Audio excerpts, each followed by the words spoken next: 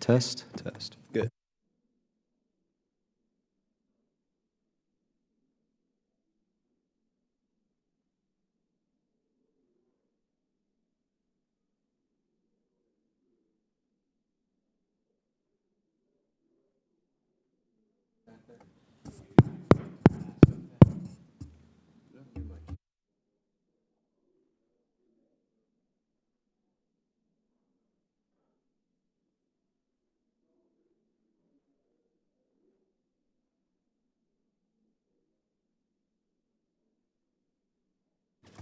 There we go. All right, the Subcommittee on Oversight and Accountability will come to order. The purpose of this hearing is to examine the fiscal year 24 State Department Diversity, Equity, and Inclusion and Accessibility budget. And I now recognize myself for an opening statement. What we are discussing is the budget of the office that is essentially the filter for all hiring and retention at the State Department, the Office of Diversity, Equity, Inclusion, and Accessibility. I believe that this office has a clever name that uses strong emotional words, diversity, equity, inclusion, but functionally does the opposite of what America has always stood for, which is very simply the best man, the best woman for the job. And I believe that because of what I've heard from this office, what I have read from this office, and what I hear about this office from employees at the State Department, that instead of simply looking for the best man or woman for the job, this office is giving people the impression, or given many people outside of the State Department the sense that it is looking for a preferred race, or at minimum not white, that it is looking for a preferred religion, or at minimum not Christian, or that it is looking for a preferred sexual orientation or identity, or at minimum not straight male. This office tries to justify what I have literally heard people call bigotry by saying the State Department needs to look more like America. Let me be clear in my beliefs. No part of our government, including the State Department, should look any certain way. It should reflect hard work, loyalty to America, patience, willingness to sacrifice, a sense of duty, consistency, honor, discipline, confidence. Those are the traits that all hiring should be based on. To hire or not hire, to promote or not promote, based in any part upon appearance is wrong and un-American. Before Joe Biden was sworn into office, before he was even elected, he made the decision that he would hire based on race, gender, and sexual orientation. He said, "I'll appoint the first black woman to the Supreme Court." He pledged, "I commit that I will pick a woman to be vice president." There's nothing wrong with appointing a black woman to the Supreme Court or as a candidate for vice president. But there is something fundamentally wrong by saying, if you look Latino, if you look Asian, if you look Native American, if you look white or male, then you need not apply. My life has been heavily influenced by my time in combat. Thank God that we did not have a DEIA officer in my platoon. The only requirement every day was to be the best. And if you weren't, then you go back to the needs of the Army. It was that simple, and we ranked among the United States Army's most effective, committed, and lethal forces. And I could say that about my colleague to my left as well. Today we have before us Ambassador Gina Abercrombie Winstanley, the Chief Diversity and Inclusion Officer for the State Department. Ma'am, I believe that your office is mandating division within the State Department. I could spend the next 2 hours sharing the statements that you've made or that your office has made, but I'm going to give just a couple of the highlights. Diversity includes everything. The purpose is not simply to put another group at the top of the pyramid, but visible diversity is necessary, but insufficient. Another quote, "This is a European-American burden to get rid of this poison." Another quote, "We have to call spades spades, primarily European-American men. That is who have the vast majority of senior positions, and that does not come about through merit." Another quote, When you're putting together panels of officers to consider for positions, that list better be diverse. You said that we need to try to level the playing field to get more candidates from a wider variety of backgrounds. State Department, as a result, has decided to do away with the requirement to pass the Foreign Service Officer test. You literally do not have to pass the FSO test to become an FSO. I would ask somebody to name to me another profession where you can fail the qualifying exam and still get the job. By the way, I have read practice FSO tests, and the information questioned and given in there is not unimportant information. In my opinion, you have made diversity, or as I will call it, identity, a core precept for Foreign Service officers that is equal to their ability to demonstrate leadership. So leadership is as important as how you identify. You've decided that a key factor for promotion at the State Department is how well an individual falls in line with that agenda. If an employee uses the wrong pronouns, good luck getting promoted. Instead, you're going to get a mark on your record. The supporting information of this, it's stated in the DEIA strategic plan, saying this: establishing the advancement of DEIA as an element for all employees as a part of their job performance criteria, their career advancement opportunities, and senior performance pay. That's DEIA as an element for all employees. Ma'am, I know that you want good people working for the State Department, but to require that those good people first look a certain way, it's not what I fought for. It's certainly not what I have friends of any color that have died for. And in that, I look forward to hearing your comments in response to what I brought up and what other members of this committee will bring up. In that, I would like to recognize Ranking Member Crow for his opening statement. Thank you, Chairman Mast. Well, I had some prepared remarks here, but I'm not going to read those because, frankly, I was so appalled by the chairman's opening remarks, I need to address it. Those who want to talk about merit also want to ignore history of this country.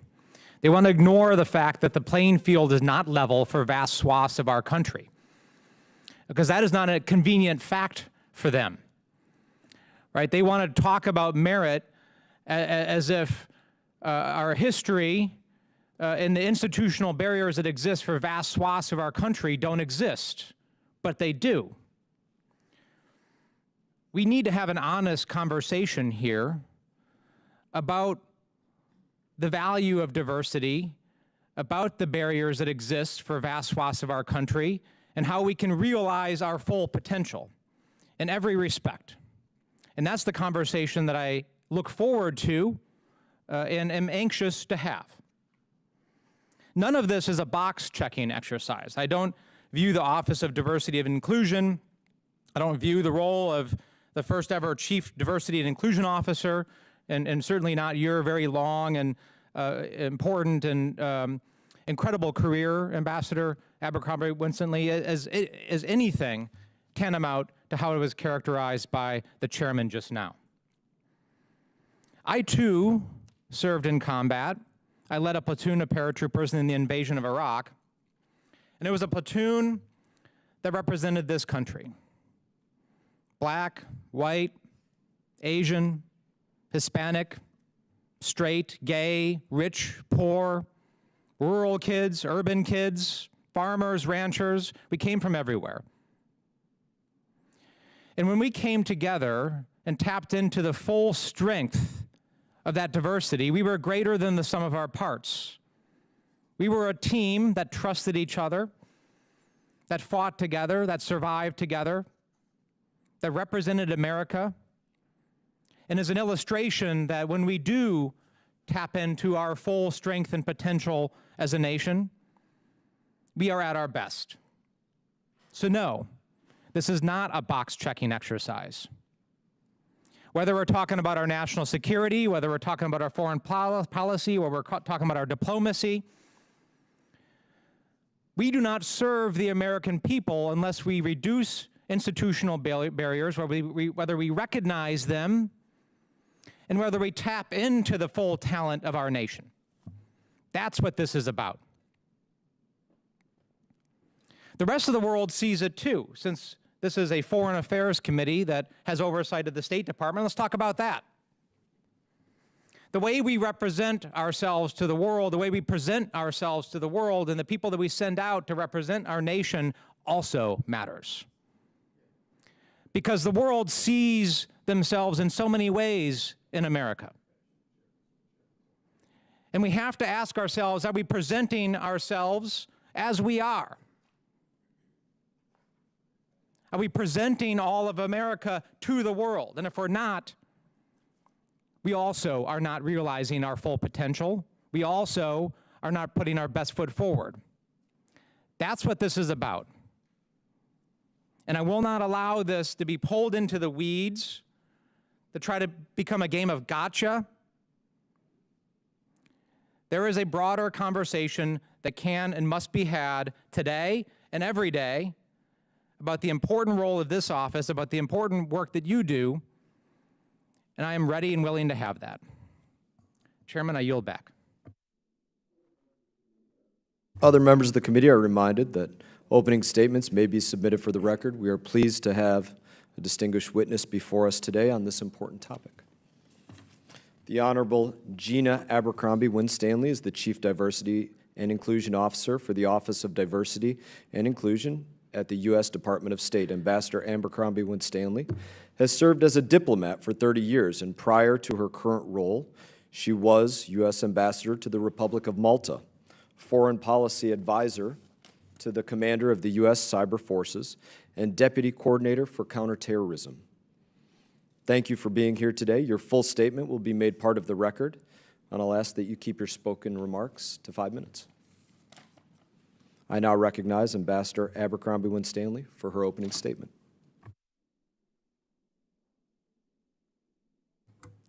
Thank you, Chairman Mast, Ranking Member Crow, and esteemed members of the subcommittee. Thank you for the opportunity to speak with you about the work of my office and the Department of State's proposed FY 2024 budget for diversity, equity, inclusion, and accessibility, or DEIA.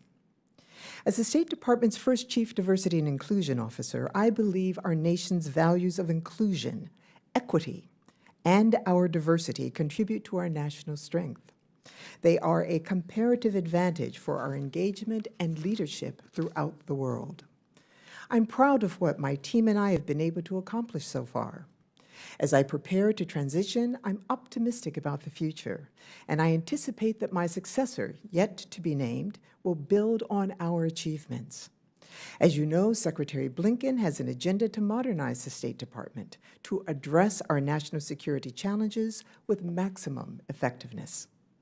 Our modernization efforts intend to build capacity and expertise in critical mission areas, encourage innovation, modernize technology and data usage, reinvigorate our relationship with risk, and recruit, retain, and empower a diverse workforce.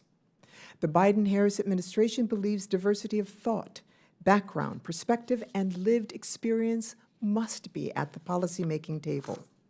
As we work to achieve our modernization goals, I focused on transparency, inclusion, and accountability. So let me start with transparency. We cannot achieve merit-based advancement without data. I've worked to create a quantitative and qualitative baseline for the department against which to measure future progress. We must make evidence-informed decisions. My office has now published a demographic baseline report that provides an unprecedented look at our bureaus, broken down by race, ethnicity, gender, status of disability, grade, rank, and job series skill code. We plan to release an updated report annually to show trend lines. Now that we have a better sense of who we are, we can better ensure that we tap the best and brightest among all Americans to represent this great nation. We intend to attract, hire, promote, and retain talent and remove barriers that might keep some from rising as far as their abilities can take them. This goal is widely shared by our workforce and Congress. I thank you for your leadership and support in improving DEIA, and note that our goal is to fully implement congressional intent. My office sponsored a survey last year in which almost 9,000 employees participated, a full third of our direct hires. Their top recommendation was to focus on removing barriers to merit-based advancement. We're now conducting 3 barrier analyses to inform possible procedural changes. Second, let me address inclusion. To create a more effective work environment, our civil and foreign service personnel are now evaluated in part by how their work helps advance transparency, inclusion, or accountability. We also developed a policy to counter discriminatory treatment of our U.S. employees abroad. For example, when employees experience discrimination abroad by foreign customs and immigration officials, our missions must now report it to the department and protest it to the host nation government. Thanks to the work of this committee, we have also successfully converted select internship programs to paid internships. This is another big win for inclusion. There are many young Americans across the country who cannot afford to offer free labor to the department. To support greater accessibility, we changed the typeface used by the department to one that is more accessible to those who are visually impaired. And finally, accountability. In the survey I referenced, too many of our employees reported discrimination, harassment, or bullying, and little confidence that department would address it. We intend to fix that. We intend to take on toxic conduct.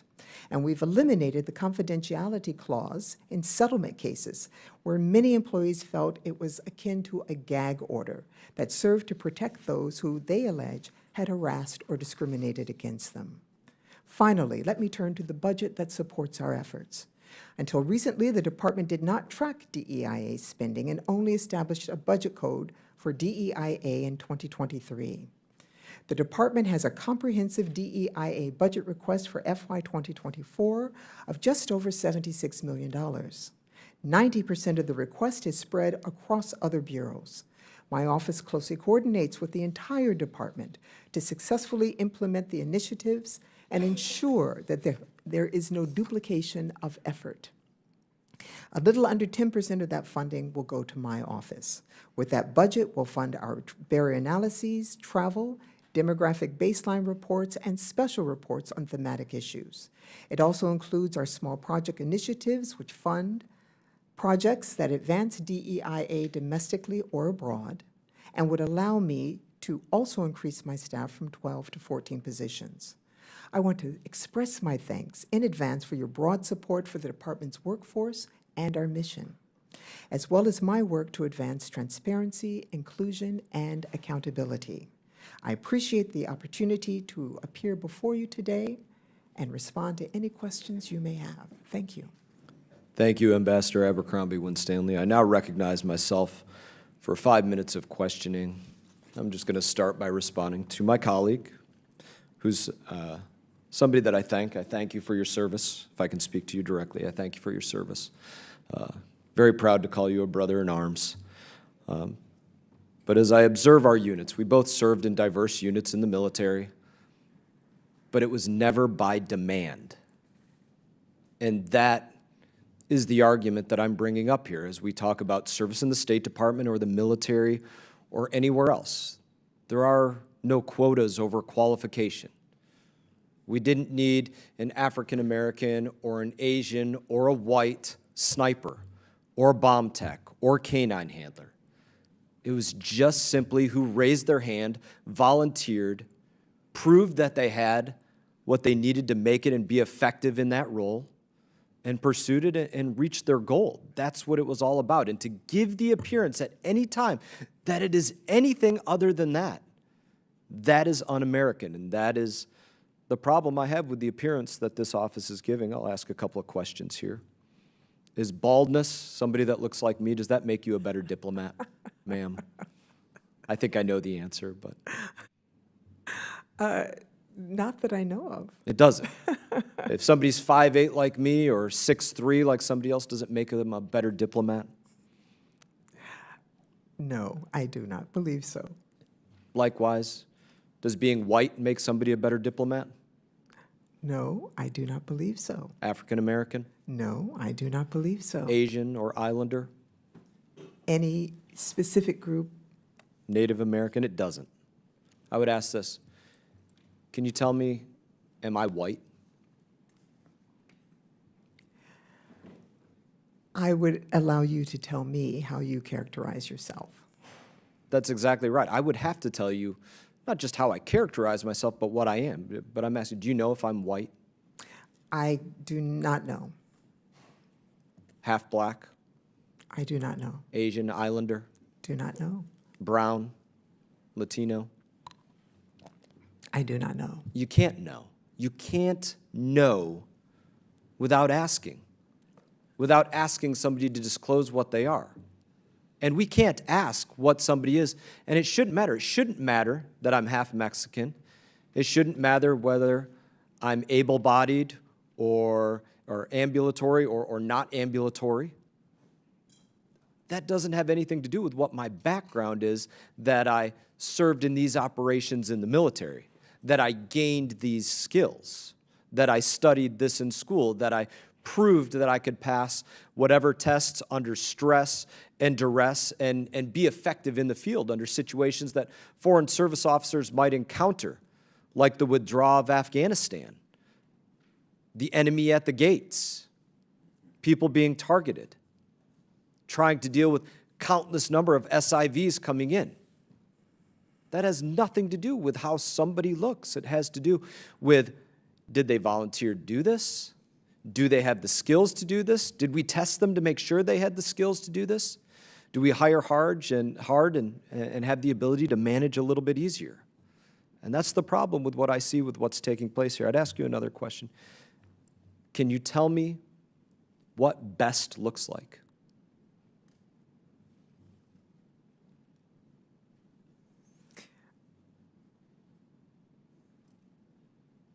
I'm not sure I'm fully understanding what you're getting at. What with does the best candidate look like? Yeah.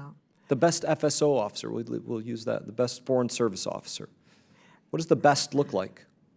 I would say the best for the particular job can look like any one of us, and that is the American way.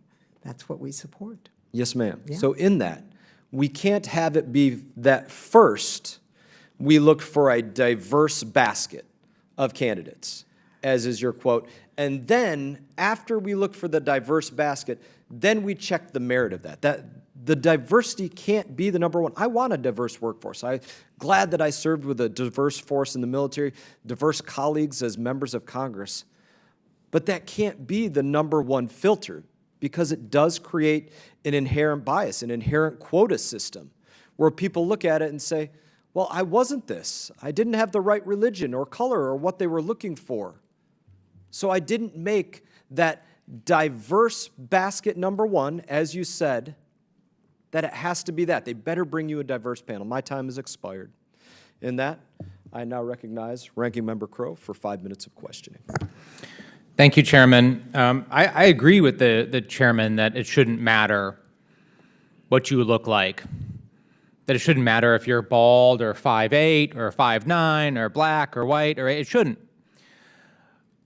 But in the United States of America, too often it does. That's just the reality, right? And our history doesn't really have a big history of systematic discrimination against bald people or people that are 5'8". But it does against people of color. That is just the truth. All of this is about reducing those barriers. It's not about favoring one side or the other. It's about recognizing our history, recognizing that all things have not been equal, recognizing, with all due respect, Mr. Chairman, that we do not exist in a perfect situation where what you outlined is true, because it's not. in that not everybody has access. And if we are going to be our best, then we have to have a level playing field, and we have to provide everybody with access. And then, if that level playing field exists and everybody has access, then we can find the best. But we can't do that right now. And that is the charge of these efforts. So in that vein, Ambassador, I'd like you to just explain very briefly some of the changes that I believe have been unfairly characterized to the change in the Foreign Service Officer test in the hiring process. Because some people will say that it used to be the case that applicants just had to go through the Foreign Service Officer test, and then they would pass that gate, and then look at other criteria. But now we've actually broadened the aperture, is my understanding.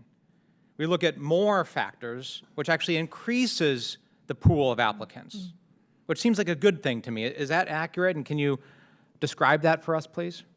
Absolutely. Thank you for the question. And if I may respond to the chairman's comments as well, that is exactly what has happened. We have broadened the aperture to allow more Americans to have access to the ability to serve, which is really what we want. I think it's really important that we keep in mind that how one gets into the Foreign Service has changed multiple times over years. This is not the first change. Throughout all of these changes, we need to keep in mind the reality is that there are many people already in the Department of State before this latest change who never took the written exam, never took it, but are not questioned about it because people assume that they have. We have a number of fellowship programs, including Presidential Management Fellows, Boren Fellows, AAAS Fellows, mid-level program that allows people to come into the Foreign Service over time. No one touched the written exam to become a Foreign Service officer, and these people have had successful careers as Foreign Service officers. So the written test has never been the be-all, end-all of who is going to be a successful diplomat.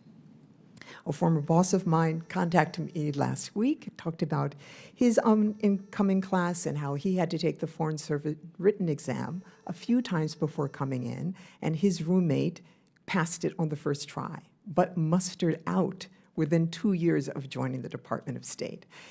One of the barrier analyses we may need to do is who comes in which way and what their careers look like. Some of the barrier analyses that we're doing are going to follow career paths over time to see are there barriers to success in the Foreign Service based on demographics. But how you come in may be something we should look at so that we can answer the question for those who have concerns that the change in the Foreign Service written test may lower our standards. But again, already many people have come in without taking that test. I've heard no questions about them. Thank you. Thank you for that. My time is expiring, and I yield back. Thank you, Ranking Member Crow. I now recognize Mr. Issa for 5 minutes. Thank you. Good morning, Ambassador. Good morning. I want to follow up right where we left off there. Who made the decision to essentially jettison the requirement for the Foreign Service exam? Jettison is... Okay. Did you participate in the decision that led to this change? It is not something I participated in at all, but fully support, and it's good to see you, sir. Good to see you. It's been a long time since Malta. Yeah. On my way to Libya. Yeah. But I want to ask, because this is one of the things that bothers me sometimes about government bureaucracies. One, it's a big decision. There should be transparency, I'm sure you agree, as to who made the decision and why. But following up on a couple of the last statements you made, you said we probably should, we probably should, we probably should. Mm-hmm. And Ambassador, I couldn't agree more. So the question is, why did either your department, small funding and so on, or the State Department with its many billions, why is it that you're not coming to us with a comprehensive study showing the scores on these tests historically and whether it shows better performance. Does somebody who gets a minimum just as likely to succeed as somebody who maxes it? Additionally, as you know, and I'm proud to say it's a good policy of the State Department, people enter the State Department from all walks of life at all ages, sometimes even having fully retired from a first career. Do you have facts on how well they do? Lastly, I'm sure you've done a study and you know the ratio of men and women, minorities of each category who serve in the State Department. Is that correct? Yes, we have a demographic baseline. And does it relatively, in most cases, particularly as to African Americans and others, reflect America with some accuracy, particularly when you consider college graduation rates? Does the number of African Americans in the State Department reflect If you look at the number of percentage African Americans who graduate from college and the number of white people who graduate from college and consider them the base of all applicants, is the ratio relatively similar or not? I would say probably not, but I'm going to take that question back because I would appreciate I don't it. want to, yeah. I'll Yeah, take because, that and I specifically asked from the qualified pool of graduates, because I think it's extremely important that we are looking at the qualified pools, those who can pass and get a security clearance, those who have met the minimum requirements in other areas. Although, Congressman, I have to add, of course, that you do not need a college degree to join the Foreign Service. It sure as hell helps. Well, it's not a requirement. I do Okay, want to I'll be clear on that. touche. Okay. Lastly, and this is there's always one zinger, Ambassador, and we've known each other a long time, so I hope you'll forgive this. In 2018, the New York Times did quote you using terms like, "You knew you were among the reviled," referring to yourself relative to President Trump's administration. You were pretty harsh on him. My question to you is, does your organization now, or is it in your future, to balance essentially those who would vote for President Trump or President George W. Bush or President George H. Bush or any other relatively conservative with those who would, and I'm not saying did, it's none of our business how somebody voted per se, but do you feel you have a balance between people of a more conservative view and a people of more liberal view, and is that part of your diversity and inclusion? So, as you know, there's no way to know who people vote for because Except, of course, we do know, based on records that show over 90% of State Department Foreign Service people do vote in the Democrat primary, do vote for Democrats. I mean, the press has reported pretty widely that it's not 50-50 or even 60-40. Well, that is not part of the purview of my office. We are not looking Okay, at but political I ask views. you because the purview of your office can and will expand with time. I ask you to beg the question of, do you already have a inherent bias toward liberals, Democrats, overwhelmingly? And if so, is that in fact part of balancing, if you will, America? And if not, should it be? And you can answer for the record. I apologize for running over. Okay. But Ambassador, it is good to see you again. I wish you well in your future endeavors. Thank you. Gentleman's time has expired. I now recognize Ms. Titus for 5 minutes. Thank you very much. I hardly know where to begin, but let me start by saying, as I look at your resume, it is so impressive. We are so honored and pleased to have you here and appreciate what all you've done at the State Department, and worry that if you step down, who will continue this good work within this division and in the department overall. So thank you for that. And you said that the person hasn't been appointed, but do you know who will be following in your footsteps, and how are you leaving a record for them to know what kind of an exit memo, perhaps? I cannot say. Keep me out of trouble. However, I am leaving behind two incredible things. A fantastic staff who are informed, dedicated, and have helped bring us this far. A superb deputy who will stand in until my successor is named. And I'm leaving behind the entire workforce. Chairman Mast asked me the other day about what I was proud of. And it is that this conversation about what America stands for, about our need to level that playing field so that everyone who wants to serve our country can to the best of their abilities. That conversation is happening in offices and missions around the world, and people are thinking about how to further it, how to ensure that their colleagues can give their best, do their best. And that I leave behind, so it's not a one-woman job. Well, thank you very much for that. They must be very proud to continue that work and to have worked with you. You know, today's questions are directed to the State Department's Office of Diversity, but this isn't new. You're seeing around the country offices of diversity and inclusion being attacked. You see them in Florida, for example, where universities that have such offices are now going to be denied state funding. This is something that's part of the whole new anti-woke or anti-everything agenda of some of those on the other side. We worked very hard last session to be sure that people with disabilities were included, not only included within the workforce of the State Department, but also in the policy of the State Department, so we could lead by example when we are dealing with other countries. Now the emphasis has shifted to LGBTQ issues. I have the GLOBE Act, which is another attempt to say the State Department needs to be like the people it represents, and it needs to set an example. When people look to us, it's not do as I say, it's do as I do, and I think that's a big improvement. You also said part of modernization was recruitment.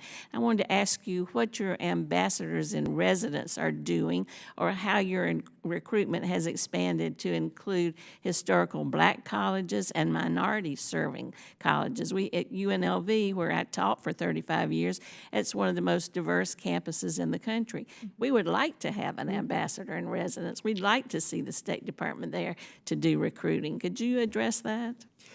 Thank you for the question. I know that we have expanded the program a bit. Obviously, it all comes down to funding. I have had the privilege of doing some recruiting myself. Every senior officer, everybody from the department should be doing it whenever we're home, and going down to a community college in Texas and doing it with the diplomat in residence who was from our Diplomatic Security Bureau. And it was fantastic to see her in action and the excitement of the young people, because you don't need a 4-year degree to join the department or even a 2-year degree.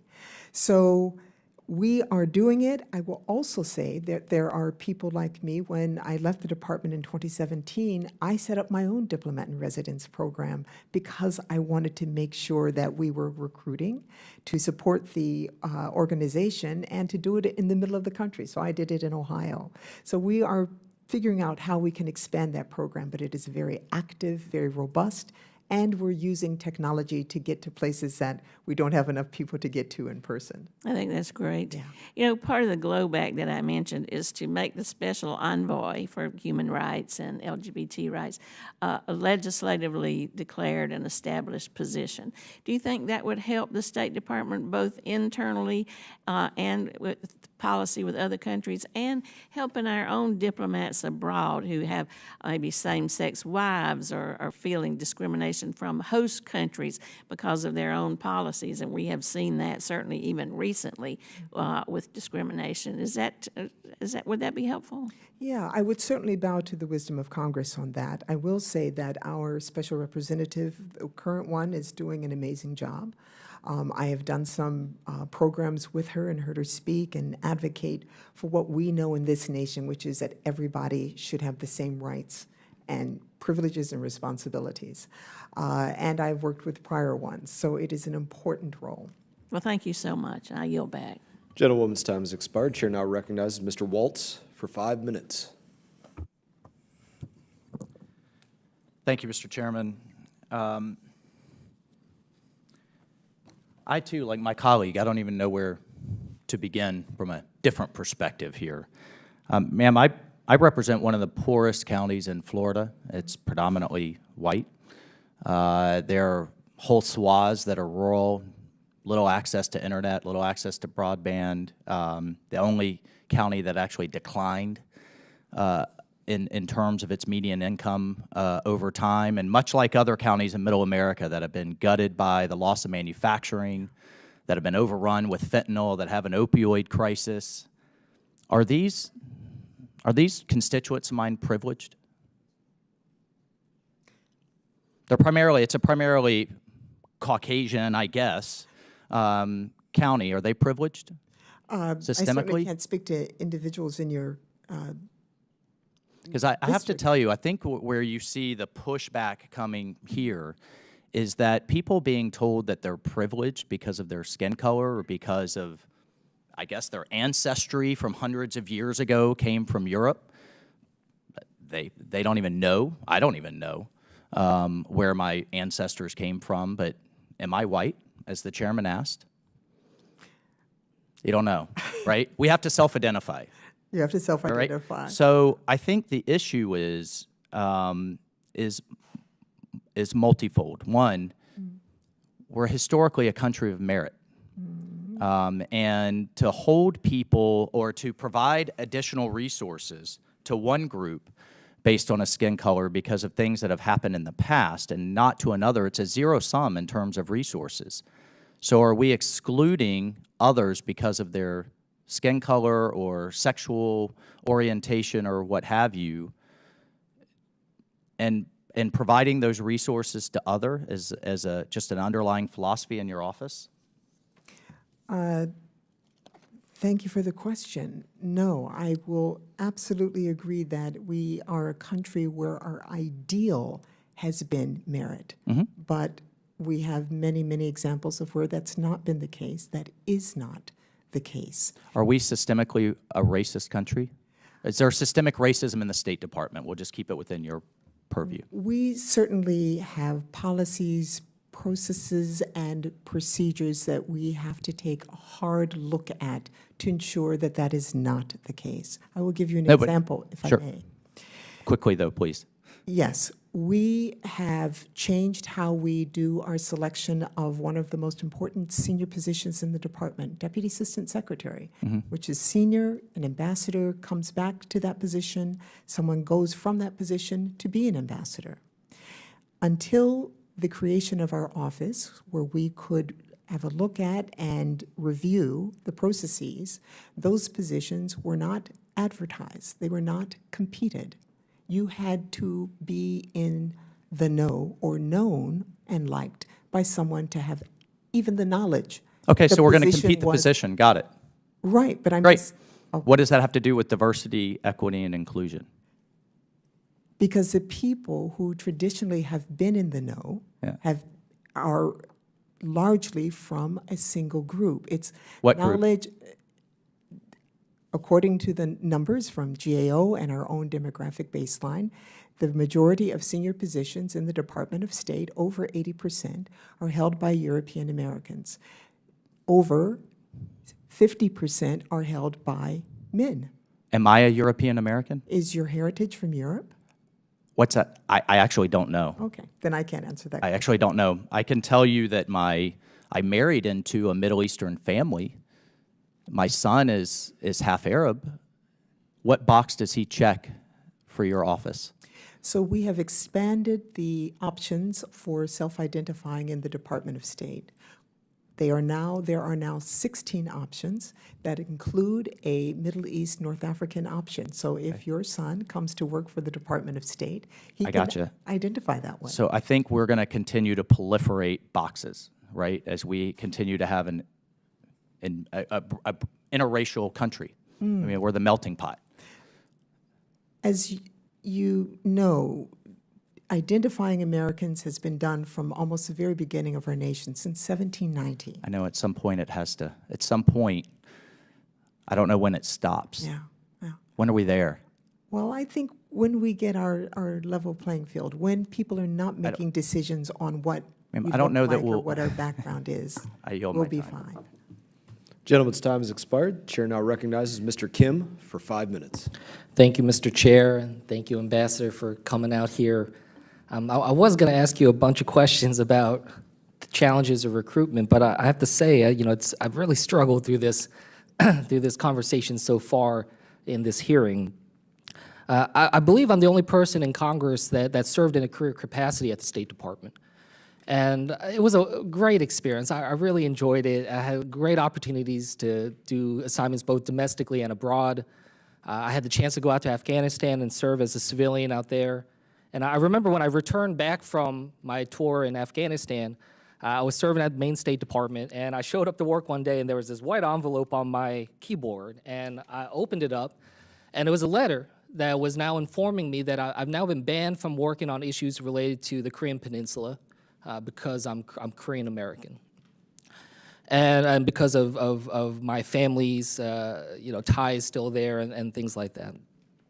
And it kind of struck me. I was quite shocked by it. I wasn't even trying to work on anything related to Korea. I was very happy continuing to work on the Middle East. And it was something that really made me wonder whether or not I had a future here at the State Department, whether or not I could continue on if my employer, the United States government, was questioning whether or not I would be able to adequately represent and loyally represent the United States. It made me feel like it was saying that when it came to the issues of Korea, that they didn't know what I would do. And that questioning my loyalty honestly made me feel like they didn't see me as 100% American. Mm-hmm. And I remember I talked to some of my colleagues and others, and they just told me, hey, look, if you're not trying to work on Korea, just ignore it. And I've tried to figure out where I could go to remedy the situation. There was really no place at the time that I felt like I could be heard.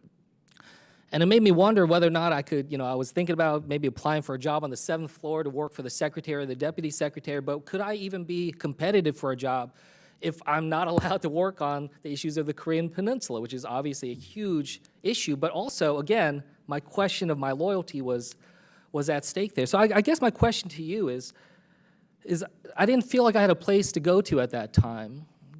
Is your office a place that, had it been in existence at that time, a place I could have gone and sought counsel as well as try to find ways to remedy the situation?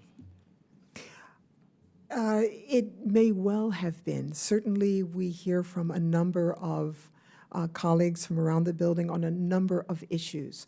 We do not resolve individual problems. We look after systemic issues, but it's a place where if I raise these types of issues, you'll be able to look into it and see how we can make the State Department a place better attuned to these different challenges and also understand the perspectives that people bring. Is that correct? Absolutely, that is correct. There was other experience that I had when I worked abroad. I was on occasion kind of ridiculed or teased by foreign officials in foreign governments and foreign organizations that didn't think I was American, didn't think I could properly represent America, and then kind of would tease me and say, oh, maybe he could just represent the Chinatowns of America.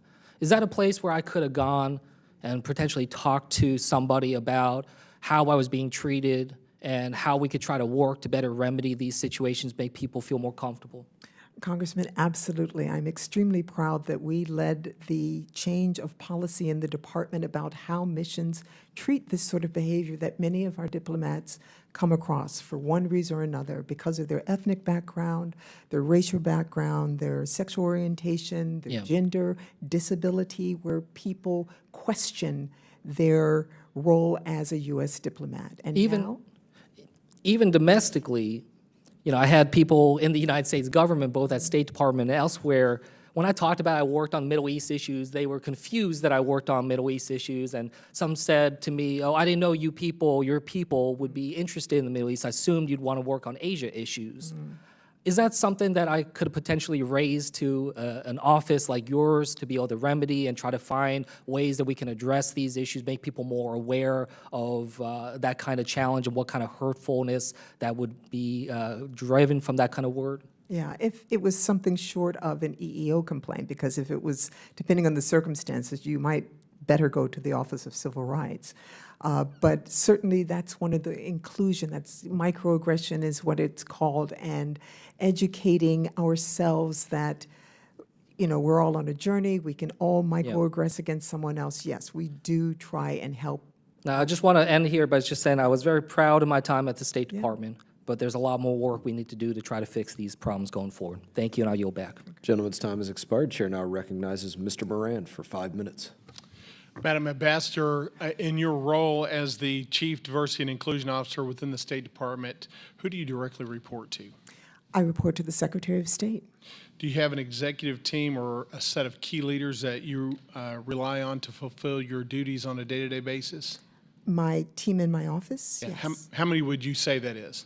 Oh, everybody in the office, so all 12 and Okay. any volunteers I can find.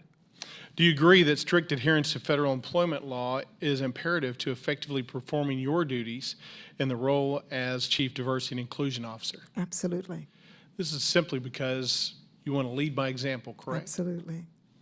I presume that the Office of Diversity, Equity, and Inclusion has a zero tolerance policy when it comes to discrimination, harassment, and a hostile work environment. Is that true? That is true.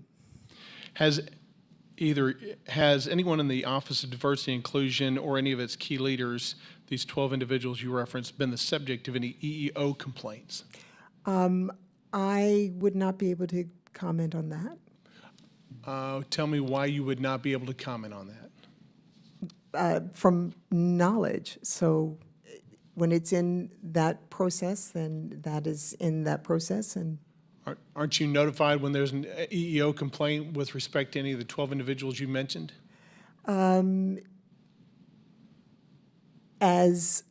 yes, as a responsible officer, yes. So have you been notified of any EEO complaints of those 12 individuals or yourself with respect to their performance of duties in the State Department? Yes. Okay. Who was that? I am not at liberty to say that. Well, that's interesting because you said in your commentary earlier, I wrote this quote down, I focused on transparency, inclusion, and accountability.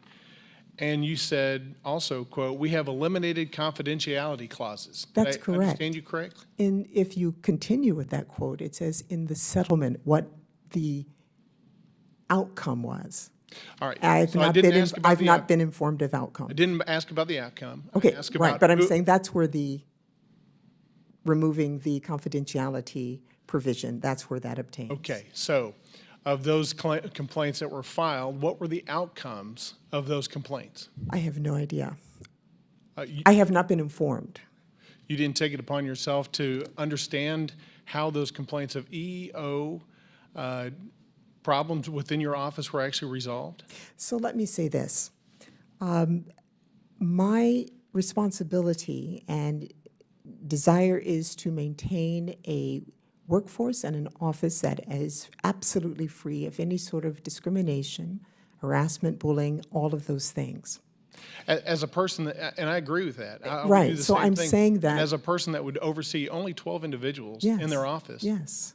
if I was running that office, I would want to know how those things were resolved. And I'm saying to you that by law, first I have to follow the law, that I have not been informed of where the matter stands. The Office of Civil Rights has the lead. Were you the subject of any of those EEO complaints? Not that I know of, no. Well, I've you been would a- know about that, wouldn't you? Yes, so I'm reviewing. So are you yes. 100% certain that you were not the Yes, subject of any of those I am EEO complaints? 100% certain. Has any of your supervisors in the State Department ever talked to you about changing your speech or conduct with respect to those that you supervise so that you do not get into a situation where you are in violation of the laws with respect to discrimination, harassment, or hostile work environment? No, Have you ever been counseled to change your speech with respect to the way you perform your duties at all? no, Have you ever been counseled to change your conduct at all? no. Have any allegations with respect to any EEO complaints or problems or allegations led to your departure later this month? No. Are you having any internal issues with any of those 12 individuals that led to your departure later this month? No. You mentioned earlier that you talked about the confidentiality clauses. Have you been a party to any confidentiality agreements or settlement agreements with respect to your speech or conduct while employed at the State Department? No. With respect to the budget, how much money is budgeted to settle any claims internally with respect to harassment, discrimination, or hostile work environment claims? Within my office? Yes, ma'am. Absolutely none. Was any money expended last year with respect to that? Absolutely not. All right. Thank you, ma'am. I appreciate your time. Of course. Gentleman's time has expired. Chair now recognizes Ms. Sherfulus McCormick for 5 minutes. Thank you so much, Mr. Chair. Thank you so much, Ambassador, for being here. Yes. It's truly an honor to have you here, and thank you so much for your service. I wanted to start off with talking about the pipeline and recruitment. Congress and the department has placed significant focus on recruiting individuals from a variety of backgrounds from across the United States with recruitment events all over the country, fellowships designed better attractive individuals and historically excluded groups, and thanks to the provisions passed into law by Congress, offering a large number of paid internships at the department to create more opportunities for individuals from different socioeconomic backgrounds. Data studies conducted by GAO and the department and others suggest that these efforts have a positive impact on diversity at the entry level. It seems like there's an underlying assumption by our Republican counterparts that assumes that diversity and inclusion somehow diminishes or undermines excellence and merit. Could you please speak to the positive attributes, and does it in fact undermine excellence and merit when it comes to recruitment? Well, I look at this committee as a wonderful example of a range of diversity of backgrounds, of views, of experiences, and how much richer the discussion has been because of it. The Department of State is exactly the same.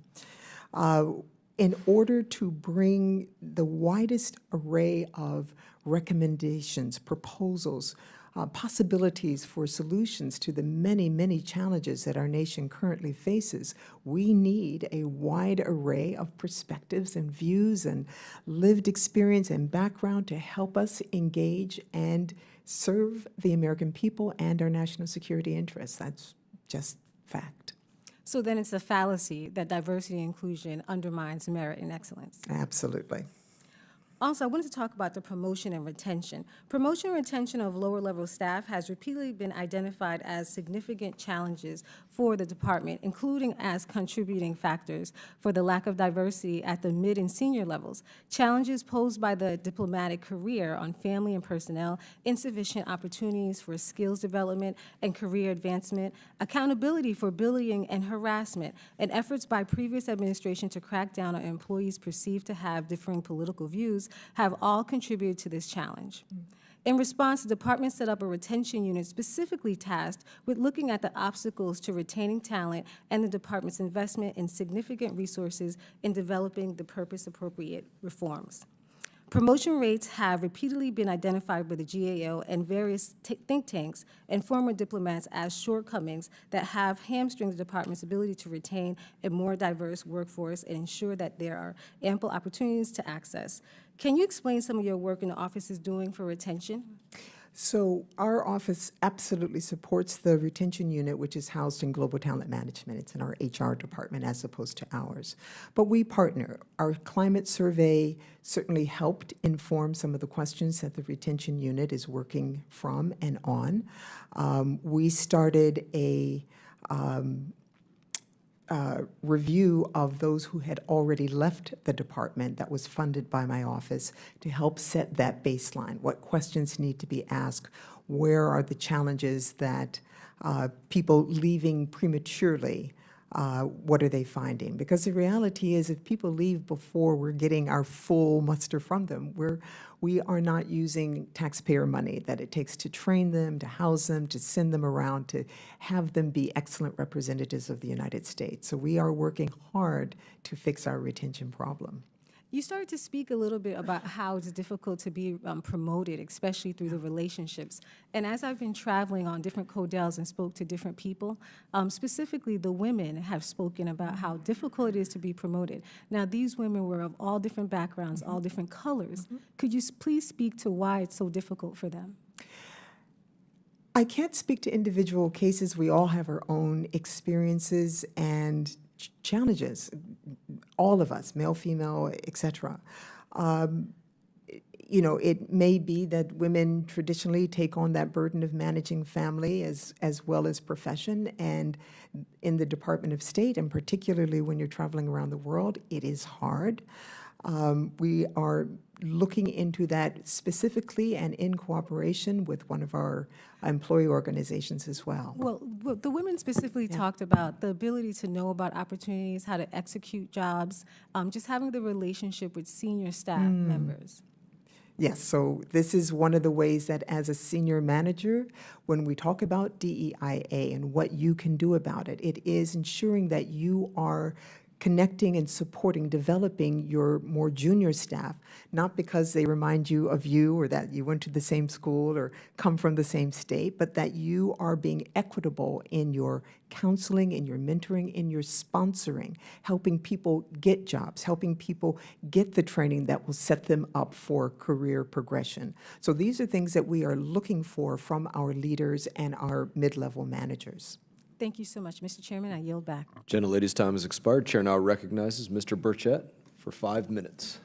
Thank you, Mr. Chairman. Ma'am, I was looking at your name, and I just couldn't help but ask you, when you have to fill out those little forms, you have to put your initials in the bubbles. Do you run out of bubbles I before do, you sir. run out of name? What do? Do you just go around to the end You know, and just put it I on? have I've been called. I stopped at Abercrombie with Stanel, Abercrombie with just Right. BI, et cetera. Yeah. My best friend in high school, or junior high school, his name was Christopher, and they ran out of names, and they would always call him out as Christ, and we always got a big Okay. kick out of Well, that. that's not bad. Being Baptist, we could laugh about that. Thank you, ma'am. Thank you for being here. I go straight to my questioning. I wonder, would you agree that if this was true, that this would be illegal discrimination if people were not being hired at the State Department because they were told they were the wrong religion, they were disabled, or they were straight white men, that would constitute illegal discrimination? Absolutely. Okay. Well, Chairman Mast actually wrote a letter to, he was then the Principal Deputy Assistant Secretary of Bureau of Near Eastern Affairs. That's almost like Congress. We give everybody these long titles, and I never understood why. To the Bureau's workforce regarding new assignments, and he reported that certain candidates could not be hired because they had a disability, they were white men, they were straight white men, or they are not of the right religion. None of that is legal, and none of it seems to comport to what the department regulations are. Would you care to comment on that at all? I would say that that was taken out of context. That's not what it says, in fact. And the email, I did have the ability to see the letter, does say that those were things he had heard, not that those were things that were happening. Okay. Would you And he mind corrected. corresponding with my office to correct that issue, please? I would really, or somebody in your group could do that. We will take it back. How much money does the State Department spend on DEIA advisors annually?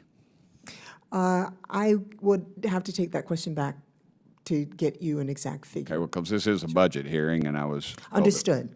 But the advisors are often funded out of bureaus, not out of the central DEI funding. So they don't come out of my budget. And some advisors have full-time positions, and some advisors have 50%. So Okay. Yeah. If somebody could get that to me, that'd be great. I'd really appreciate it, because this is a budget hearing, I was told. Yeah. You've requested $2.9 million for unconscious bias training. Can you explain to me what that would involve?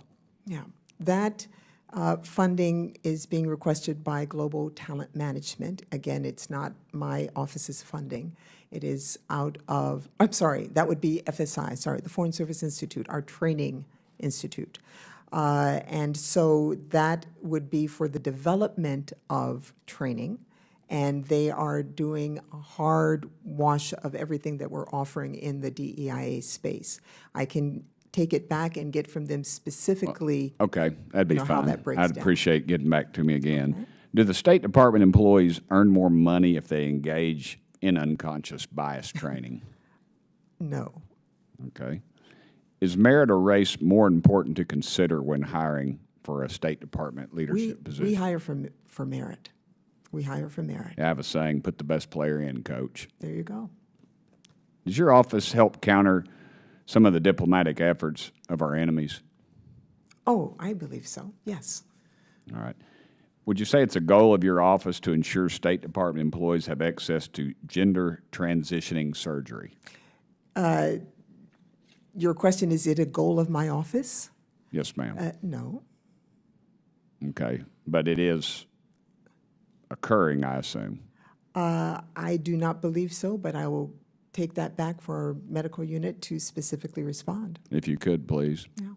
Mr. Chairman, I believe I'm just about out of town, and I will yield back the 32 seconds that you've so earned so graciously. I thank you, Mr. Burchett, for yielding that 30 seconds back. Precious Chair. 30 seconds. Chair now recognizes Ms. Dean for 5 minutes. Thank you, Mr. Chairman. And Ambassador, it's a delight to have you here and to be talking about this important topic and the important work that you are doing. I have to say that for decades, my husband's in the bicycle industry, and for decades, he has talked about what diversity has done for his industry. Back in the day, when he first started out, it was a mostly men's club. But through his own hiring over the course of the last 25 years, he has said how his diverse workforce, more women, people of all different backgrounds, faiths, experiences, riding a bike or not, has improved what they do and has improved what they sell, frankly. The corporate world has been learning this over time. I have to say diversity in my own office has made my work better. I am confident of it. The more diverse people and experiences are around me, it just offers me such insights and such smarts, and I'm lucky to have a very diverse team. So you might imagine that I'm a little puzzled by some of the lines of questions that you are receiving. Let's start with budget. You have asked for, I think, the budget line item is just over $76 million, and as you say, I think most goes to the bureaus, 10% would go to your office directly. What would that budget look like, and what will it enable you to do in addition to the 2 hires you talk about? Right. Specifically, what would that enable you to do? Yeah. So our projected spending would include $3.8 million on data projects. Some of the things that we've heard today, we might be taking a look at with that money. We also have had about 24 requests from Congress on various aspects of data. So we've got to put that together, and we want to be as responsive as possible. About $200,000 will be used to conduct a follow-up climate survey to see whether we've made improvements. I feel certain we have, but we want to document that we've made improvements from the first climate survey that we did. We will be purchasing a position for a staff assistant in the office. $900,000 will cover additional data analysts so that we can do the barrier analysis. At this time, we are at the mercy of where the data analysts sit in other parts of the building. So in order to be as efficient and as effective as possible. It's about $200,000 we have for travel. As you know, most of our workforce is overseas. We do as much as possible town halls via video, but answering questions, making sure people understand what this is about, that we are not trying to put one group or a different group at the top of the pyramid, that inclusion is for everyone. As we talk about the changes that we've made, the travel is necessary. We also fund a project called the CDIO Small Project Initiative, which is available to offices, to bureaus, to missions around the world for innovative projects that support DEIA. We've had things around the world like bystander intervention training, something I'm very enthusiastic about because it can be used in many different ways and gives people the tools in the moment to make a situation better. And then about $2 million for a national ad campaign. My deputy and I both were former Peace Corps volunteers. And I think she made the decision when she was 10. I made the decision to join Peace Corps when I was 11. And I made that decision from a commercial I saw that called it the hardest job you'll ever love, and held that in my head until I graduated from college and could join. So we know the importance of communicating the privilege to serve and how best to do it. So I'll have to show that commercial to my 11-year-old granddaughter to inspire her. Yeah. You talked about, with the remaining time I have, the interviews of nearly 9,000 employees. Yeah. What are some of the greatest takeaways in terms of the barriers you're examining there? yeah. Well, transparency and accountability are huge barriers for us that we are getting after. We've made the change with the senior assignments. We are changing as best practice how we do that hiring. That again, it's not because you know somebody or you worked with somebody that you get the job, that they are advertised and fairly competed, that we are clear and transparent about what we're looking for in individual positions so that people know the playing field is level and that they can advocate for themselves. And I do want to say very quickly, the first person to benefit from the change in the senior assignments was a white male who came to me and said, I may not be your demographic, but I benefited. And I said, you are. That I is inclusion. It means everybody. I thank you for your service to our country at so many different times in your career, and I yield back. Gentlelady's time has expired. Chair now recognizes Mr. Mills for 5 minutes. Thank you, Mr. Chairman. Thank you, Ambassador. Do you feel that in the role that you're in right now, do you support self-identification? Yes, I do. And understanding that, if you were to have a group of males of Caucasian or any skin color who identified as a woman of color, would you describe that room as being a diverse room? I can't even wrap my mind around that. I don't have an answer for that. But that is actually what your department is about, is understanding diversity and equity and inclusion, correct? Yes. So, again, I ask my question. You believe in self-identification. If a group of males, Caucasian or any skin color, identifies as a woman of color, do you see that as a diverse room? I do not believe that they would have to identify as a woman of color for it to be a diverse room. They I could have absolutely agree with that. Visible disability. Yes. So then to go follow up on that, is diversity defined by race and gender or by experience and ideology? It's defined by many, many things. The executive order is a much broader definition than simply the classes that are protected under U.S. law. So we would start with the law, but it is much broader than that. You see, you said that the Foreign Service Officers Test, one of the things that our process does not do is test for racist or sexist or homophobes or ableist. Those are the things that we need to be screening for. But let me be clear. I agree there shouldn't be any hateful people in the ranks of our State Department, our diplomatic services, or in government as a whole. Okay. I would strive to say that our endeavor would be to not have that anywhere in America. Yeah. But what I would say, however, and critically, is I think I speak for many Americans who have a good reason to believe that the State Department has a deeply misguided belief that hate is labeled and applied to anyone who has a disagreement in their ideology or the political affiliations.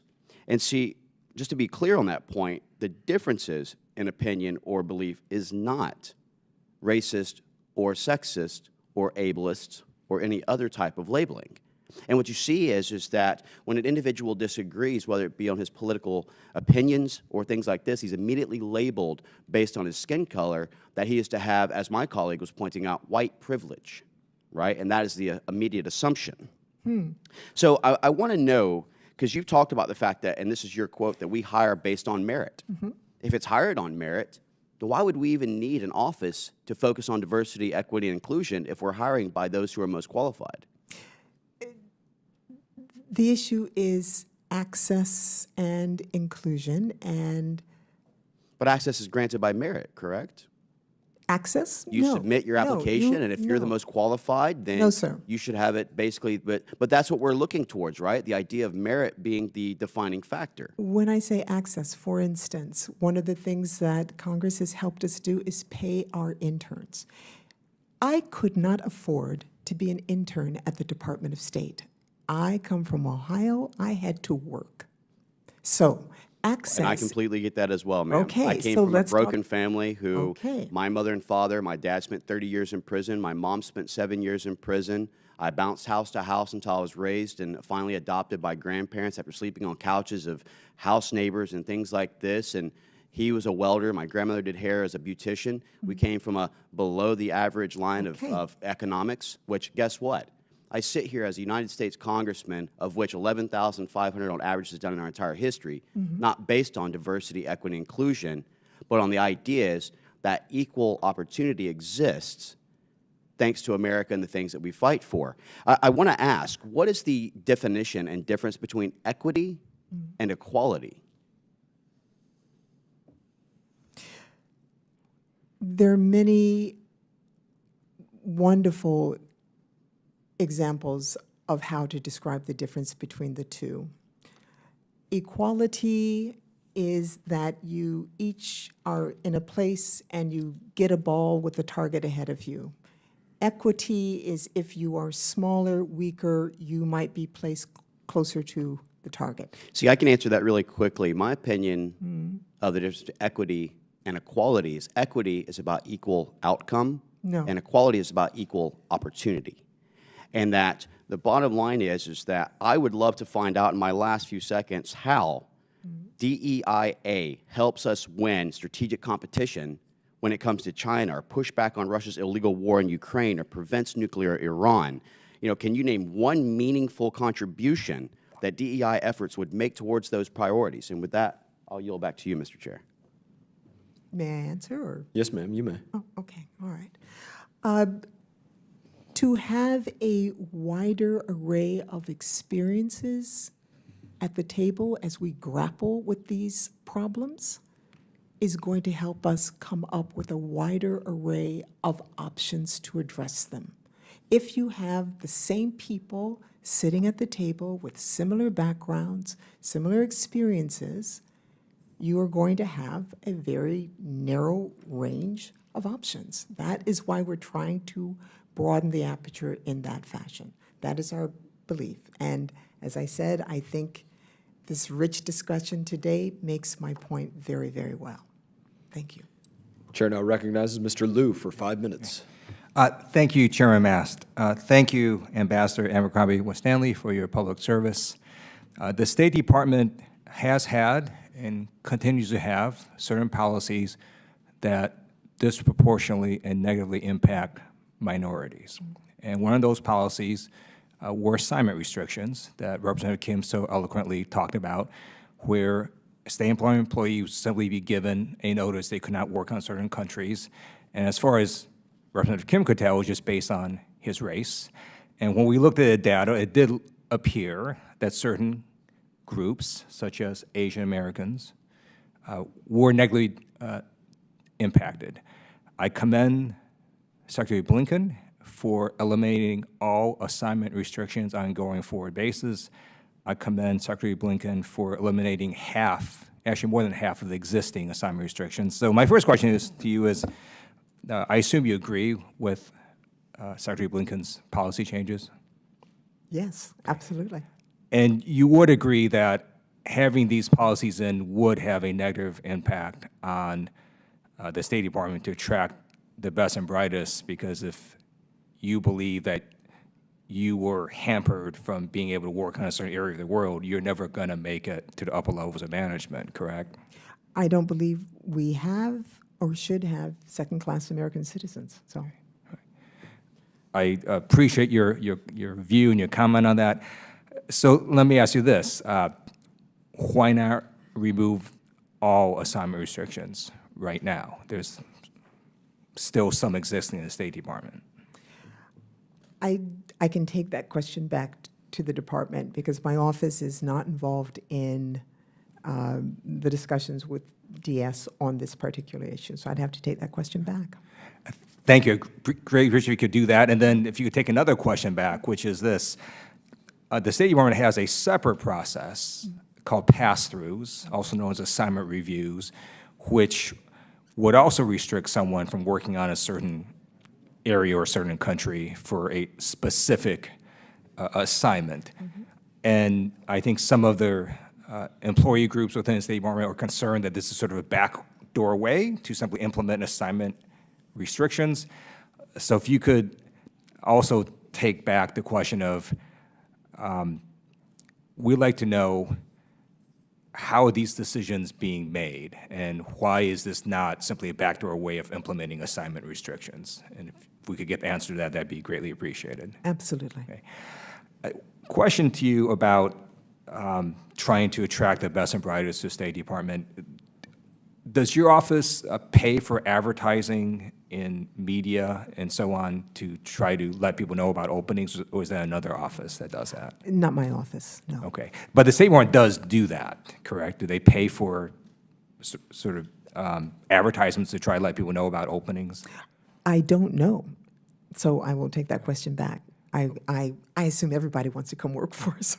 I don't know that we pay for it. I assume we do, but I'll take the question back. Okay, and then if you could take another question back is, if the State Department in fact has a policy of spending money to try to get the word out, does the State Department then also advertise in various ethnic media sources? Yeah.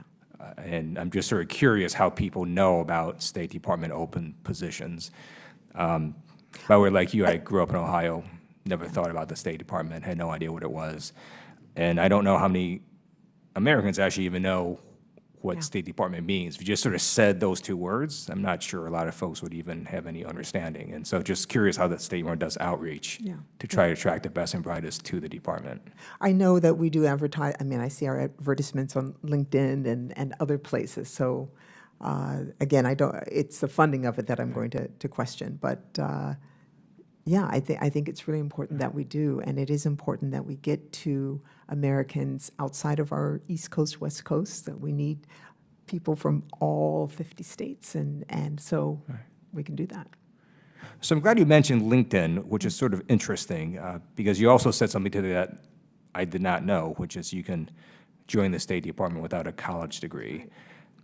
I think LinkedIn has a sort of a certain audience, and I'm just curious, how does a State Department reach out to people who don't have college degrees or who may not actually use LinkedIn or sort of traditional processes to try to find jobs? And if you get that back to us, that'd be great, and I yield back. Okay, thank you. Thank you. Gentleman yields back. Chair now recognizes Mr. Perry for 5 minutes.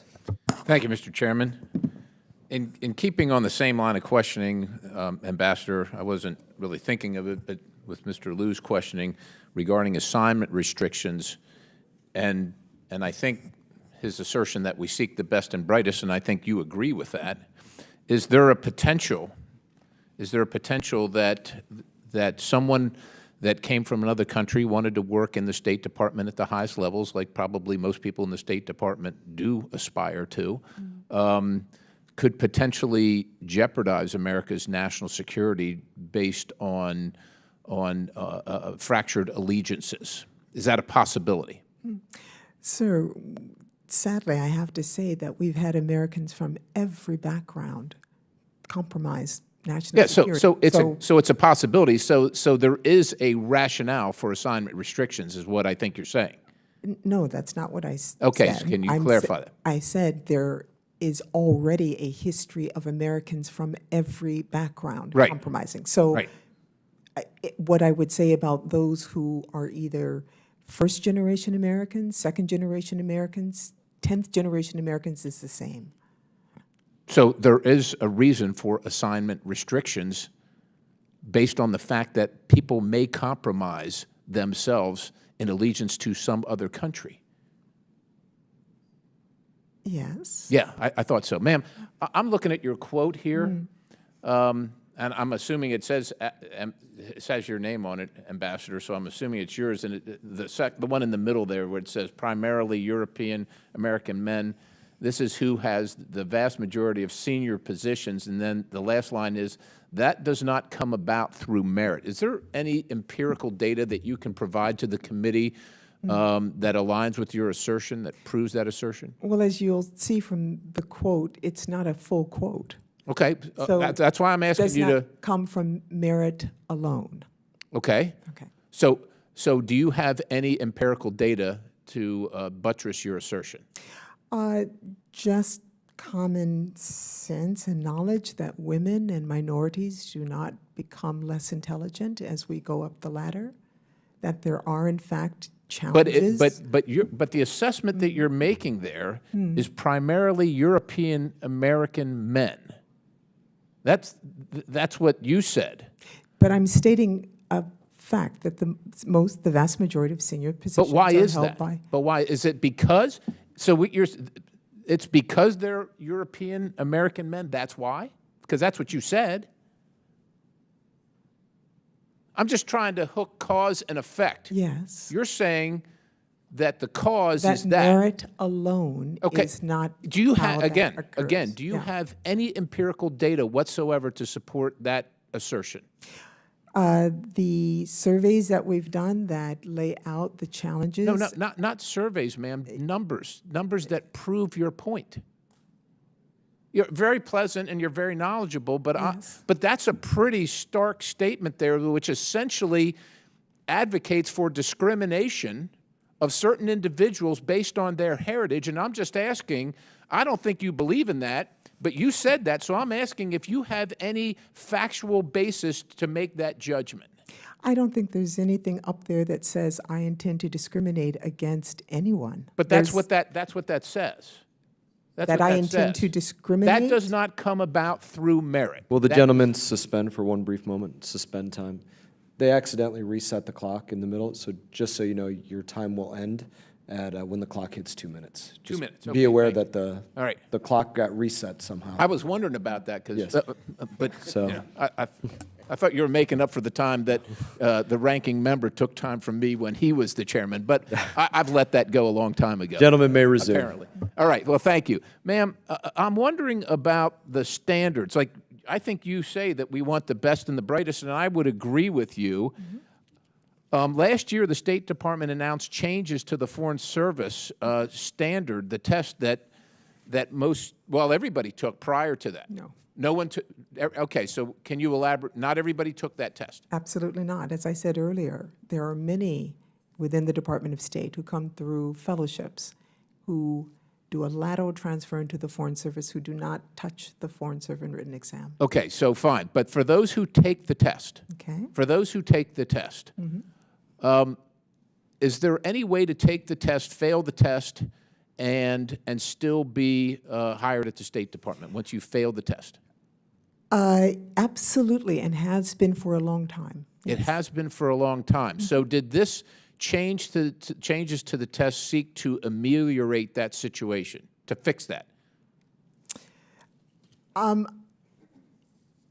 For a detailed answer, I would ask you to ask Global Talent Management, which led the changes and did the research about why it was appropriate to change the weight that the test has in someone proceeding with the process of applying to the Department I of will State. yield, but I would just say that lowering the standard is not going to get us the best and brightest. And Mr. Chairman, I yield. I thank you. Gentleman's time has expired. Chair now recognizes Ranking Member Meeks for 5 minutes. Thank you, Mr. Chairman. And I want to start out by recognizing Ambassador Abercrombie Winstanley's service to our great country. I understand that after more than 30 years of working on behalf of the American people, you are retiring. And I also want to thank you for your coming back to serve the country as the State Department's first ever Chief Diversity and Inclusion Officer. So thank you for the work of the Chief Diversity and Inclusion Office, and the department has made significant progress in advancing a more inclusive workplace. We thank you for that. Your efforts benefit the entire workforce and its ability to deliver on behalf of the American people by ensuring that people with different experiences and histories are at the table, helping to develop a more innovative public policy solutions to the many challenges that the United States faces around the world. And, you know, since your appointment, we've seen renewed focus on developing solutions to address long-standing institutional barriers to establishing a State Department that is more representative of the America it serves. the America that I love, the America that I believe is still striving to become a more perfect union. And that's the America that we want to be represented throughout the world and throughout the various continents and all countries. You know, this has been something that has been tremendously important to me.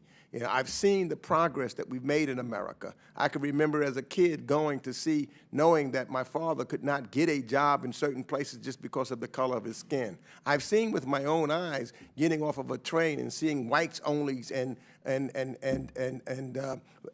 Negroes only, when colored only is what they said, when I would travel south. So there's been improvement, but there's a lot of work to do.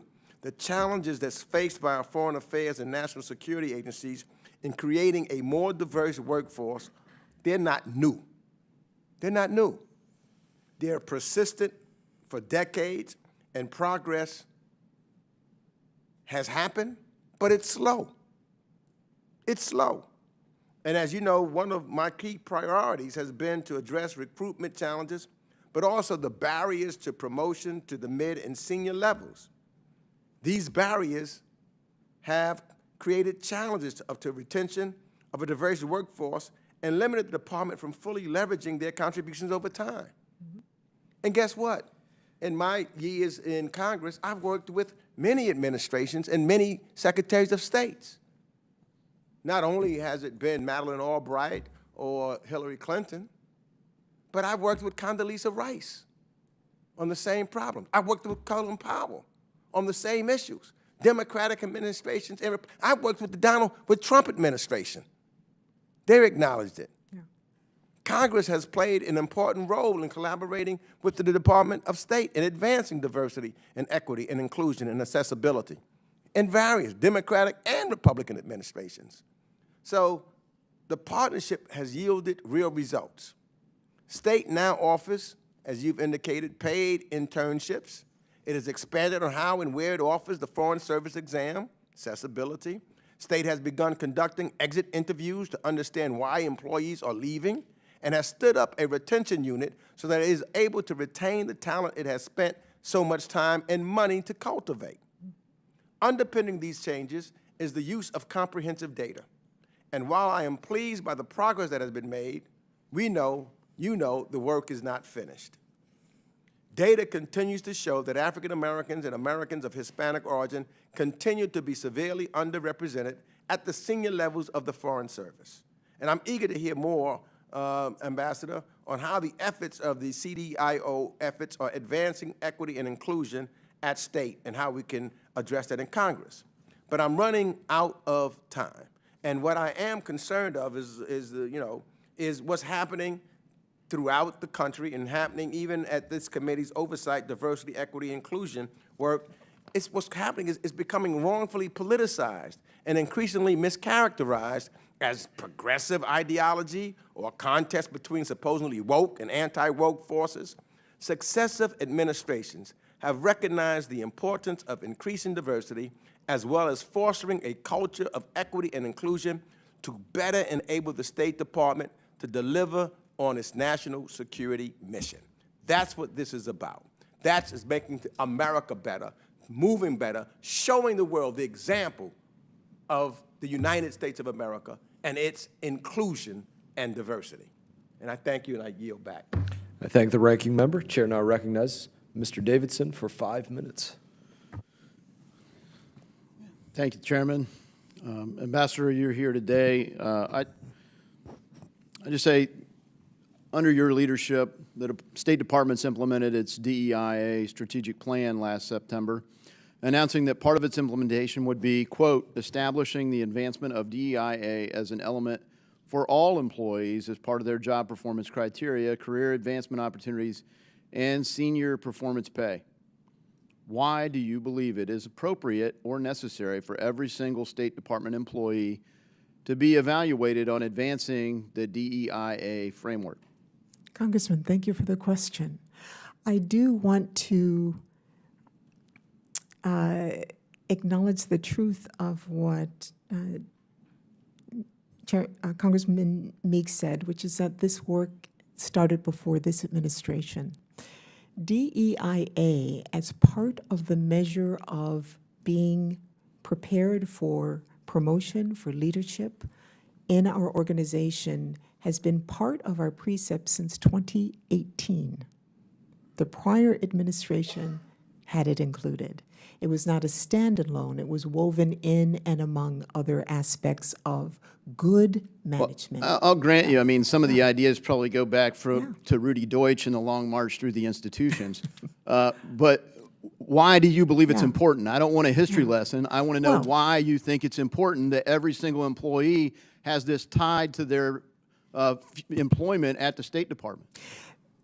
Too many members of our State Department family have not felt the full value of their contributions, of belonging to our organization. As you know, we have a well-earned reputation of exclusivity, and that means excluding people. So everyone I actually don't know that. Frankly, I think that the 14th Amendment has applied for a long time. We've had non-discrimination policies for a long time. We've had merit-based entrance requirements for a long time. Frankly, you were talking to my colleague, Mr. Perry, okay, so he pointed out that since 1924, there's been a Foreign Service officer test. And recently, the department decided, yeah, you don't actually need to pass the test. Why do you believe that somebody that knows that this is a test that's required, that has all kinds of opportunity to prepare for the test, that fails the test, why do you believe they're probably still one of the best and brightest, maybe the right people to hire for the job, even if they can't pass a gateway test? It's supposed to assess merit, right? Were they messed up from 1924 until your arrival on the scene? The test has changed several times since 1924, number one. Number two, as I mentioned earlier, there are many people for many years who have joined the Department of State Foreign Service without taking the test. It has never been something that every single person in the Foreign Service has passed or even taken. We've had a variety of ways of joining the Foreign Service. So this change allows a more holistic. Okay, so you want to give me more history on it, and your change is holistic. You didn't talk about changing the test.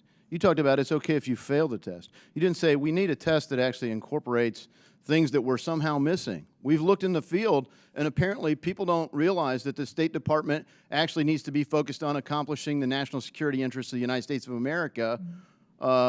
So we should laser focus it. You might use the test to say, hey, maybe you shouldn't pay attention to what, how many rainbow flags and BLM flags you can fly on our pole. You might pay attention to how that will play with the Vatican. Instead, you guys fly these flags at the Vatican. Did you coordinate with the Vatican prior to flying flags that are hostile to the doctrine of the Catholic Church? The decision to fly or not fly a flag is a chief of mission decision, but we should remember that the written test is always been part of the exam, not the final. Was the decision to fly the flag coordinated with the Vatican? I will take that question back for the record. Do you believe it should have been? We are a sovereign nation and we make our own decisions. Yeah, well, we have an embassy there where we're supposed to build our relationship with countries, and you see places like Guatemala or Hungary where the approach for the United States is focused on diversity, equity, and inclusion, every kind of ideology in terms of LGBTQ plus spectrum that is hostile to the values of the cultures that we're trying to reach. Is that advancing our national security interests? We adhere to our own values. You got your own values, not America's. America's values. When I say we, I mean America. Gentlemen's time has expired. We'll roll into a few more questions in a second round here for both sides. I'll begin by yielding myself 5 minutes, ma'am. And I want to ask this. On the State Department website, it talks about expanding ways for employees to self-identify in the talent management system. Can you explain what that is? The expanded ways for employees to self-identify? Sure. By law, we have to identify certain characteristics of our employees. Which ones? Race, certainly. It may be disability. I can double check for you, for the record, everything that we have to ask, but race is certainly one of them by law. People applying to the Department of State provide that information. If they don't, then the agency is required to supply the information. If I don't answer what I am, you're going to say what I am. By law, What would we you say that are I? required. Going back to my previous line of questioning, what would you? How would Luckily, you- that is not my decision. Ask Global Talent Management. That's not mine. So So we going- want people to be able to say who they are. And But if we don't, then state will decide what I am. by law, Certainly something for us to look at, no doubt.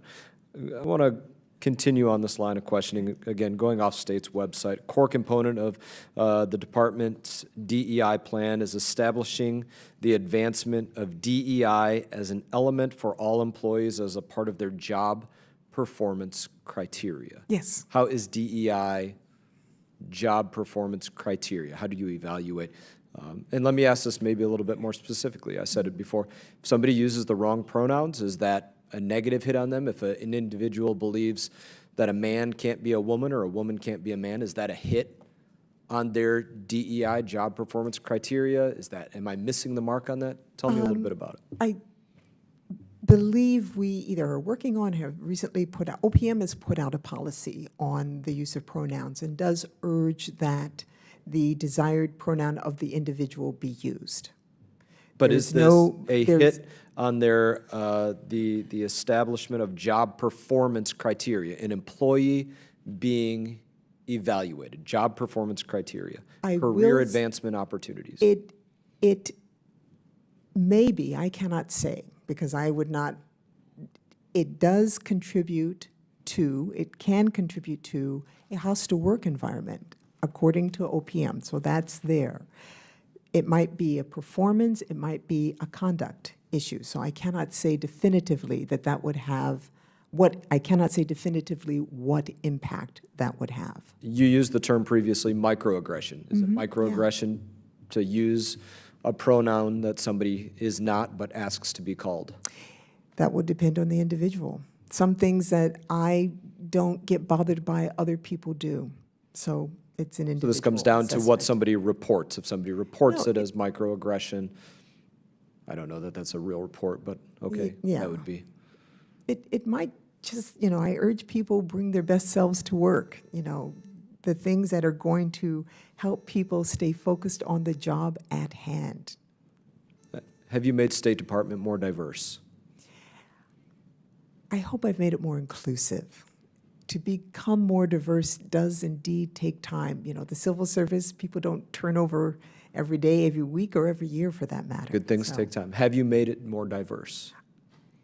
I can't say that, so can't say that. You don't know if you've succeeded in making I- it more diverse. Don't know that the department, the work of the department, again, it's not just me, it's all of us, have made it more diverse. What I do hope we've done is communicate clearly to every American who's got the ability and desire to serve that we are a good place to come and do it. How will you know if you've made it more diverse? Or We- how will your replacement know if they've made it more diverse according to your metrics? Where will they They will read this, find it decide from this? our demographic baseline report and our climate surveys, not only who's working for us, but how they feel about working for us. I thank you for answering my questions today. My time has nearly expired. I will recognize Ranking Member Crow for 5 minutes. Thank you, Mr. Chairman. I wanted to pick up on the line of question and some of your answers about how a more inclusive workplace and how leveling the playing field makes us safer and actually furthers the mission of the State Department in the best interest of the American people. And one of those has been a lot of discussion around race and ethnic background, but also gender is a very important part of the mission of your office. And there's there's been a lot of efforts in Congress actually around this, and I'll give a lot of credit to my friend Mr. Waltz, who actually is a founding co-chair of the Women, Peace, and Security Caucus in Congress. There's actually a recognition that getting women involved in reducing some of the systematic barriers to getting women involved in peace and security actually makes us stronger. And I couldn't agree more with that effort, and give Mr. Waltz a lot of credit for helping lead that and open the aperture, if you will, for women in peace and security. So I'd love to talk a little bit about that and hear from you, Ambassador, on some of the efforts of your office on gender equity within the department and some of the successes you've had in that regard. Yeah, thank you very much for that, and thank you. Certainly, the role of women everywhere is important, and in the Department of State. So we, support the work of the retention unit because we do anecdotally believe that we lose women in higher proportion than men. So we're looking at that. We're looking at the drivers of attrition and how we can retain women. We've also stayed in very close touch with the executive women at State who focus on these issues as well. A very recent policy, and it may seem small to those who do not go and work in classified areas overseas, but we all do when we go to missions, to embassies, to consulates, as well as in the department, classified workspaces and lactation devices, motherhood, and making it easier to be a mom and take care of your child while working, and that is a lactation device that is allowed into the classified spaces. This was a huge push. It was something that was very clearly stated by the women in our organizations.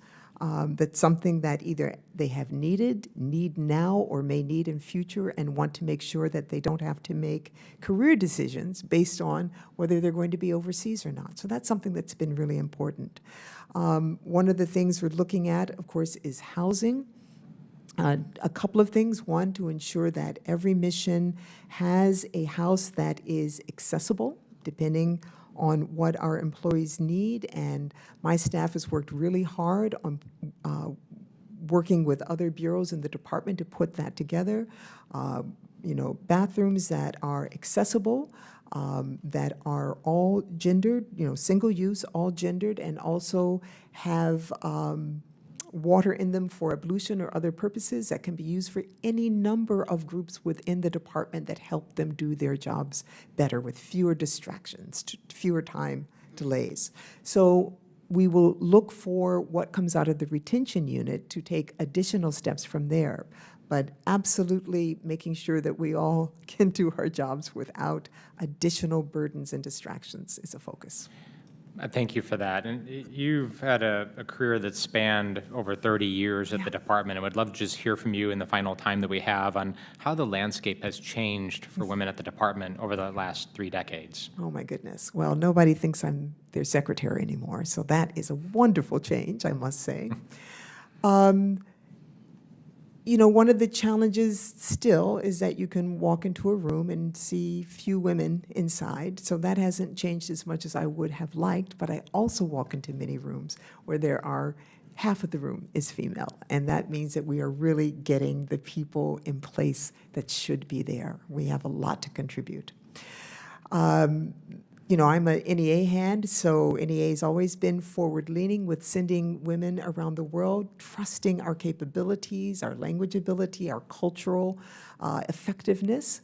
As you know from my bio, I was the first woman to lead a diplomatic mission in Saudi Arabia. It was an amazing challenge, and one that the Bureau, the Department of State, said, you can do this, you can represent us. And that privilege is something that is unmatched, even by being a U.S. ambassador, the top job. But that ability to show who we are as a nation and that we say your ability determines your destiny doesn't get better than that. So, Thank you. My time has expired. thank you. Gentleman's time has expired. Chair now recognizes Mr. Waltz for 5 minutes. Thank you, Mr. Chair, and I thank the ranking member for his words. I've served in countries all over the world where women aren't disadvantaged, they're brutalized. And I've seen that where women thrive in societies and villages and in countries, so does that country. But at the same, and grew up under a single mom who broke barrier after barrier to provide a better life for me. At the same time, that same woman who broke all of those barriers was quite offended when a classmate of mine who was African American got a scholarship. I didn't.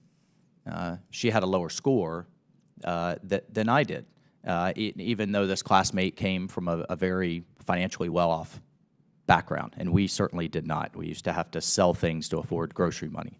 So I think what we're going back to, and I think the disconnect here, and that you'll find with the thrust of your program and in my experience and Representative Mills, is what we're talking about really is poverty and how we address that. So you mentioned 80% of the Deputy Assistant Secretary's first senior line of management were European American. That was a problem. At least in how I characterize your words. You've now opened it up, fully agree with that. What do you do, what does your office do systemically then if you compete those positions and you're still at 80% European American? Well, no, it's not because we were secretive about how we put the position got it. out Let's there. move beyond So, that. Competition, but, good thing. But yes, but remember, the I is inclusion. So I'm not saying equal outcome. I'm not saying that we're going to arrive at a specific number of people anywhere. We just want to make sure the playing field is level. Okay, I think one of the issues Yeah. is Vice President Harris, Yeah. when asked about the difference in equality and equity, said, I quote, "Equitable treatment means we all end up in the same place." So a lot of people in this space are saying equity means equal outcomes. And if some people aren't starting in the same place, then we provide them more resources than the others so that we all end up with equal outcomes. And in an exclusionary environment, in an elite environment, whether it's in the military or the State Department where we need the best of the best, you can't square that circle to end up all in the same place. Do you disagree with that characterization? I take it that you do, from Vice President Harris, that said, quote, "Equitable treatment means we all end up in the same place." That isn't how I would define it. But let me tell you something I've learned because I sit on the committee. But you have the first, Yeah. I don't know how she identifies actually, but first Vice President of color saying this is her definition of equity. Okay. As the president signing DEI executive orders. Yeah. So let's get that squared away, because that's my concern, is that I don't see how you have everybody end up in the same place. Frankly, a lot of the folks in this place also have Marxist backgrounds. You can agree or disagree with it. They do. In terms of equal outcome for all is a key definition of communism and Marxism. I mean, and that is a concern. I don't even know what to say about the Marxists, Okay. but I will point out, and something that I say often, is that everybody doesn't want to end up in the same place. Everybody doesn't want to be a U.S. ambassador. I never wanted to be Secretary of State. So it's never going to be we end up in the same place. You will hear me say again and again, desire plus ability. You need both of those. So let's go back to the Deputy Assistant Secretaries. Okay. You competed. You Now- end up with 80%. You didn't give me a real answer. No. Or that if you do. 80% was when it wasn't advertised and competed. And what is it now? So I will check. How would you not know? I mean, this was a key achievement. You listened. You listed The key as your achievement office. was transparency and leveling the playing field. Now, the results of it, I will So check let me and see, because posit we- this, and go this ahead. is, I think, it's part of the crux of our issue. I grew up poor as dirt. He grew up bouncing from home to home. Probably most people would describe us as, in your words, European American, white. But yet that was an issue. That's an issue if something is overwhelmingly white, or people of color are underrepresented by ill-defined statistics that I don't think we can get from you. And from our perspective, we earned it. I mean, we exceeded all kinds of odds.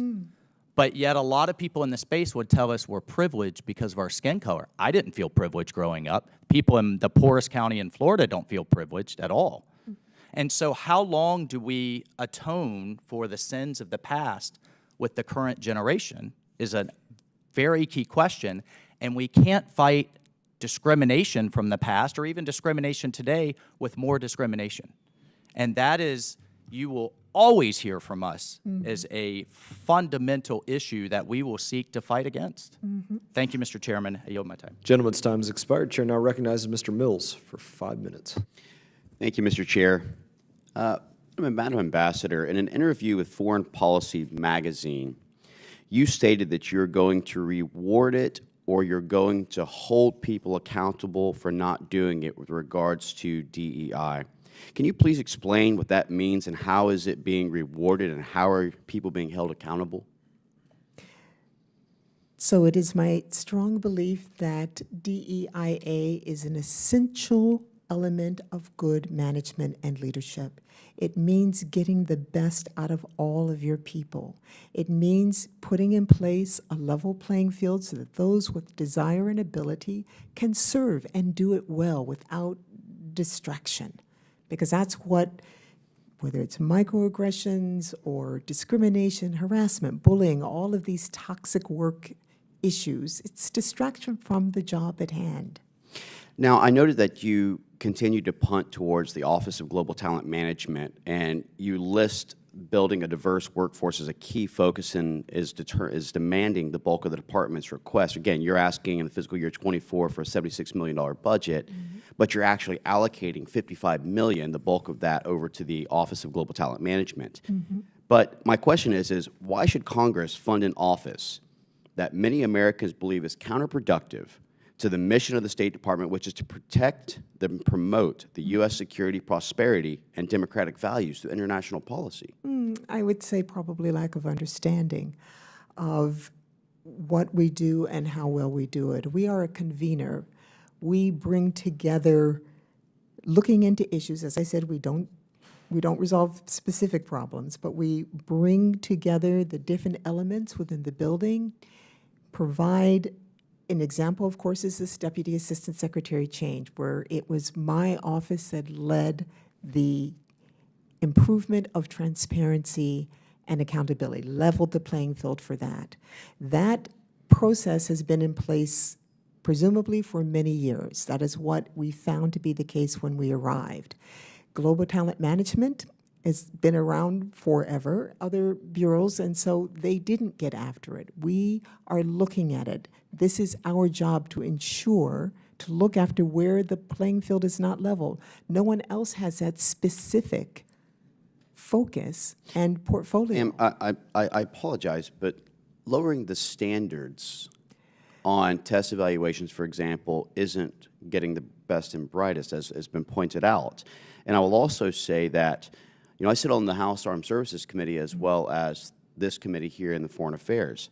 And it's very clear that the DOD, for example, has seen recruitment shortages. And the Biden administration has continued to look at their focuses on being DEI in our military or in our departments, or ESG with regards to corporations, or CRT with regards to our children. And we're seeing where this is a huge deficit as a whole.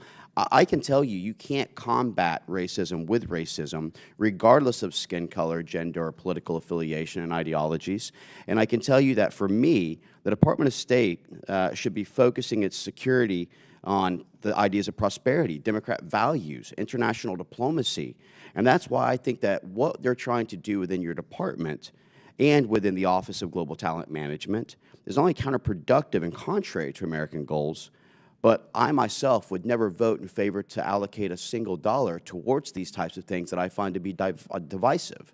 And so I can tell you, with my remaining time, which I will be handing back over because I don't think there's any further discussion to be had, I wish you well in your retirement, but I can assure you that not a single American tax dollar will be voted on by me to continue to fund diversity, equity, and inclusion, as opposed to promoting meritocracy and America's equal opportunities.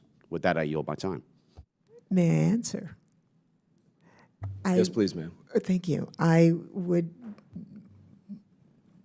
ask the congressman to consider that since factually there are many people who have come through to senior positions, successful, productive careers without taking the written exam, if anyone could be identified, who knows who took The exam or what score they got is not a predictor of success. It is part of the process. I have been an examiner. I led the oral assessment, and so know the people who got through the written exam, who got through the essays, who got through the qualitative evaluation paragraphs. I forget what the P stands for. It is a whole process, not just a written exam. And I know that you don't know who took it and who didn't. You can't judge someone's success on that. You can't judge. Thank you. Gentleman's time has expired. I thank you, ma'am, for your testimony. I hope you take away from the questions that we've asked as much as we take away from the answers that you've given. Your testimony was valuable, and members, they will have some additional questions for you, I have no doubt. And we ask that you respond to those questions in writing when you get those, or your office. I now recognize Mr. Crow for any closing remarks that he may have. Thank you, Chairman, for calling this really important hearing today. I just wanted to address a few points that were raised, a few themes that were discussed today. There was a lot of discussion by some of my colleagues about their own personal struggles, which are real, and I understand those. I actually share many of those. I also grew up without a lot of money and bounced around from a lot of different houses, and that's something that I've had to overcome. But there's a lot of things I also have not had to overcome that other people have had to, that don't have a background like me. And there's this notion that I think is really important to this debate that we're having as a nation right now, a larger national debate, about the nature of struggle and rights. And I would just like to say that it is just not true that when you recognize somebody else's struggle or somebody else's rights, that doesn't detract from yours. They're not a fixed pie. We can, as a nation and as a society, recognize that other people have struggles and face barriers that we don't, and that does not detract from our own individual struggles. It just doesn't. We can do that. They're not mutually exclusive. And I think that's really important as a society that we come to a better understanding of that point so that we can actualize our full potential. The other theme was about what some people have classified as, and I'll quote, sins of the past, end quote. I wish they were of the past, but they're not. And I know so many people know that, and Ambassador, you know that better than I do, but we are still dealing with so many of these things. We see it day in and day out. That struggle is very much a part of our present, and we need to have an honest discussion about it. So no, this is not the sins of the past. We have not dealt with so much, and we need to. And the work that you have done over your career and in your office has been at the forefront of that. The third is just the national security component here, and actually the foreign policy component. There were a lot of folks who say this is a distraction, this is money that is not well spent, that it's somehow diverting our ability to deal with great power competition or address Iran or China or Russia. And I couldn't disagree more with that assertion, and you outlined it very well, Ambassador, that the more experience we have at the table, the more lived experience, the more people that fully represent the diversity and the power of this country, the more options we'll have, the more ideas we'll have, and the better results we will achieve in meeting those threats. And I thank you for outlining that in a very compelling way. So thank you for your over 3 decades of service to your country. I admire that, I respect that. You have served the nation and the department with dignity, with respect, and have advanced our foreign policy, our national security, and the lives of people within the department. And I wish you well in your well-deserved retirement. Thank you, and I yield back. Pursuant to committee rules, all members may have 5 days to submit statements, questions, and extraneous materials for the record, subject to the length limitations. Without objection, the committee stands adjourned. Take care. Yeah, you